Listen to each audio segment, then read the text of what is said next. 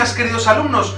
He logrado colarme en la tumba del faraón Set I, una tumba hasta ahora desconocida. He estado haciendo excavaciones en secreto en este lugar de Egipto para poder ser el primero en encontrar la tumba del faraón. Venid conmigo que vamos a encontrarla, vamos. Madre mía, ¡qué guay!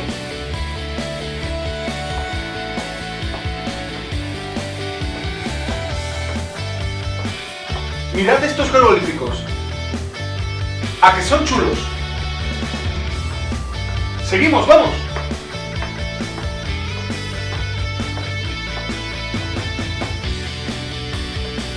La puerta, por fin. Si mis cálculos son correctos, lo que tenemos detrás es la puerta a encontrarnos con la tumba del faraón. Seré el primer hombre moderno en encontrarla. Voy a hacerme rico y famoso. ¡Qué guay! Vamos, vamos. ¿Y esa alarma?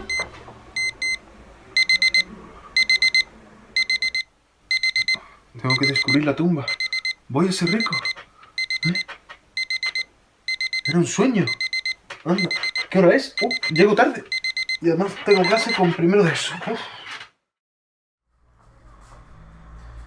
Hola, muy buenas, queridos alumnos, y bienvenidos a este nuevo vídeo en el que vamos a continuar estudiando la historia del Antiguo Egipto. En este caso, después de haber visto las características en estos vídeos de la civilización egipcia, vamos a continuar estudiando cuál es el desarrollo histórico por el que pasa esta rica civilización del mundo antiguo. La de Egipto es una historia muy interesante, por lo que os animo a que, aparte de este vídeo, estudiéis y os intereséis por esta rica historia de la civilización antigua, porque en este vídeo, como podrás comprobar, no vamos a poder estudiarla con mucha profundidad. Bienvenido a la historia de la civilización que fue gobernada por dioses y construyó algunas de las más imponentes maravillas del mundo antiguo. ¿Estáis preparados? ¡Adelante!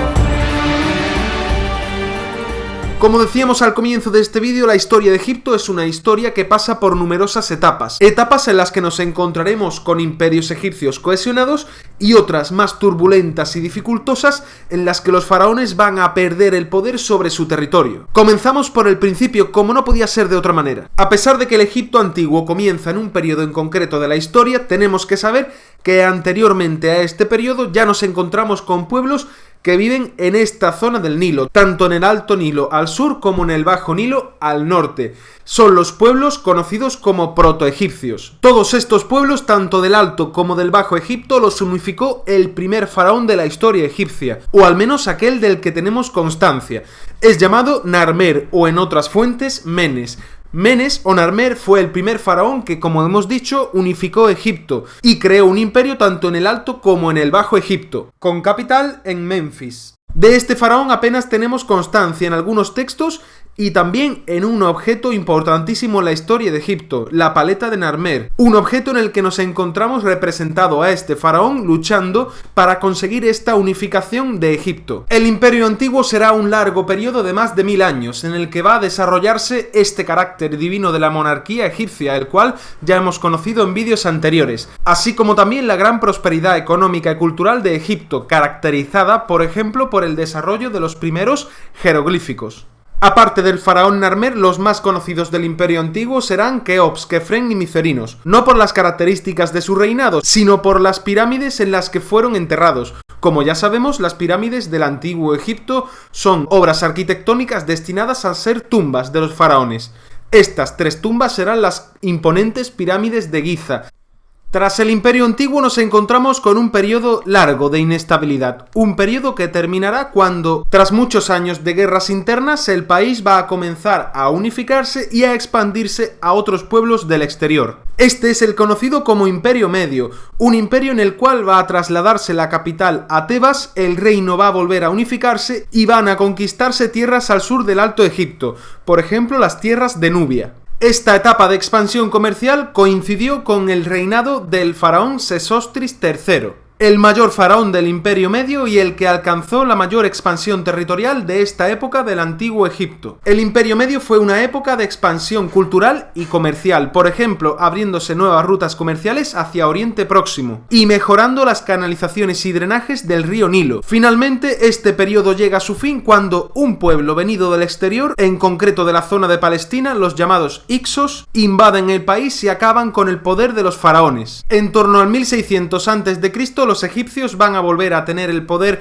en su propio territorio, expulsando a los pueblos del exterior. Da comienzo con ello el Imperio Nuevo, un periodo muy importante en la historia del Antiguo Egipto en el que, aparte de unificarse de nuevo todo este territorio, va a expandirse hacia sus mayores límites, por ejemplo las zonas de Oriente, de Palestina y Siria. El Imperio Nuevo fue un periodo de paz y estabilidad dentro de la historia de Egipto, algo que, como ya hemos podido comprobar anteriormente, no era muy habitual.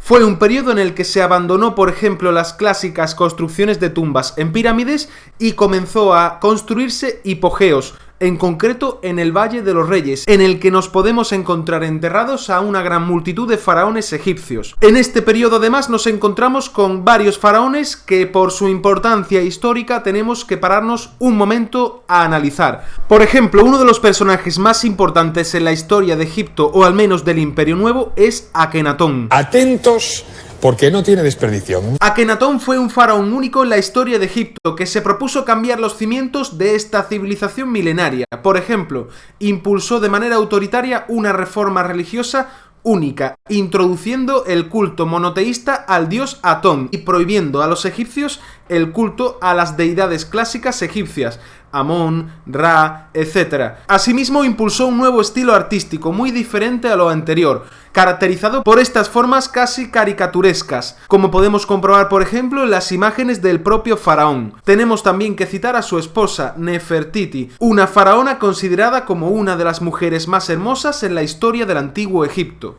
Después del periodo Amarna nos encontramos con que Egipto vuelve otra vez a las características clásicas del arte y la religión egipcias. Ello se debe a la obra del faraón Tutankamón, que gobernó justo después de Akenatón. Esta es la característica principal del reinado de Tutankamón, un reinado que por lo demás no tendrá mucha importancia en la historia de Egipto, debido principalmente a que Tutankamón fue un faraón que murió demasiado joven y con un reinado muy corto, de apenas 9 años.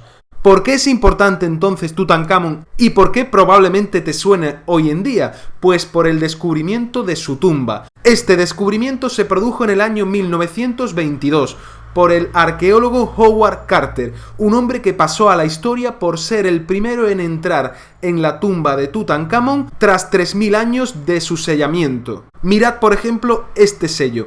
Cuando lo miro se me ponen los vellos de punta. Pone la carne de gallina. Fue el sello que se encontró Howard Carter en la puerta de la tumba de Tutankamón. Un sello que no había sido aún tocado, que estaba intacto. Lo que Howard Carter se encontró dentro de la tumba de Tutankamón fueron miles de objetos egipcios, un total de 3500. De entre los más importantes destacamos el sarcófago y la momia del faraón. Un descubrimiento alucinante. Y aunque en este canal no me gusta alimentar teorías conspiranoicas, os animo a que busquéis información sobre la maldición de la tumba de Tutankamón.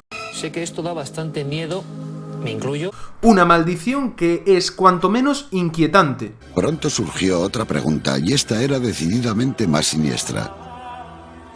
¿Por qué parecía que las personas asociadas con el descubrimiento sufrían una muerte inusual y temprana? ¿Enfermedades repentinas, un suicidio, un asesinato? ¿Era simple coincidencia o había algo más? Tras haber estudiado las figuras de Akenatón y Tutankamón, tenemos que citar al más importante de todos los faraones, tanto del Imperio Nuevo como prácticamente de toda la historia de Egipto. Hablamos de Ramsés II. Ramsés II fue el más célebre de todos los faraones egipcios. Fue un faraón guerrero que realizó grandes conquistas para Egipto y ganó grandes batallas para salvaguardar la seguridad del reino. No solo fue un guerrero, sino que también ayudó a la unificación de todo Egipto y levantó grandes construcciones que aún hoy perduran, como por ejemplo el templo de Abu Simbel al sur de Egipto, en Nubia. Ramsés II tuvo un reinado muy largo y murió con 92 años. Su momia, como podemos ver en estas imágenes, es una de las mejor conservadas. Madre mía, pero si parece mi abuelo. A partir del milenio 1 a.C., Egipto y el Imperio Nuevo van a entrar en una época de decadencia.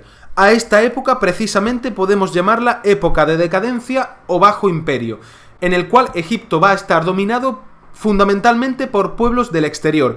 Ya hemos visto algunos de ellos, por ejemplo los asirios o los persas. Pero el más importante será cuando en torno al siglo IV a.C., Alejandro Magno, un rey y conquistador macedonio, va a conquistar Egipto y va a inaugurar la llamada dinastía tolemaica, aquella que va a gobernar Egipto con el rey Ptolomeo I a partir de la muerte de Alejandro Magno.